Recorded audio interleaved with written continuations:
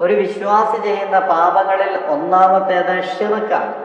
സർവശക്തനായ തമ്പുരാനെ കുറിച്ചുള്ള വിശ്വാസത്തിൽ മറ്റേതെങ്കിലും ശക്തികളെ കൂടി പങ്കു ചേർക്കുക. ഈ പ്രപഞ്ചത്തിന് ഒരേ ഒരു സൃഷ്ടാവ്, ഒരേ ഒരു ഉടമസ്ഥൻ.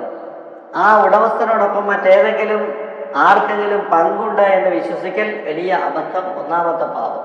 രണ്ടാമത്തെ പാപം ഒരു കൊലപാതകിയായി തീരുക എന്നുള്ളതാണ്. കൊല നടത്തൽ അത് ഇസ്ലാം അങ്ങേയറ്റം വെറുക്കുന്നു. യഥാർത്ഥ ദൈവദാസന്മാരിൽ നിന്നും ഒരിക്കലും ഉണ്ടാകാൻ പാടില്ലാത്ത മഹാപാതകമായി ചൂണ്ടിക്കാട്ടുന്നു. സൽഗുണ സമ്പന്നനായ മനുഷ്യൻ പോലും ചിലപ്പോൾ മനുഷ്യസഹജമായ വികാരങ്ങൾക്ക് വിധേയമായി ഇതുപോലുള്ള വൻകുറ്റങ്ങളിൽ അകപ്പെടാനുള്ള സാഹചര്യമുണ്ട്. അക്കാര്യത്തെ സൂചിപ്പിക്കുകയാണ് വിശുദ്ധ ഖുർആൻ. സത്യവിശ്വാസികൾ എപ്പോഴും ജീവൻ രക്ഷപ്പെടുത്താൻ വേണ്ടി പരിശ്രമിക്കുന്നവരായിരിക്കും.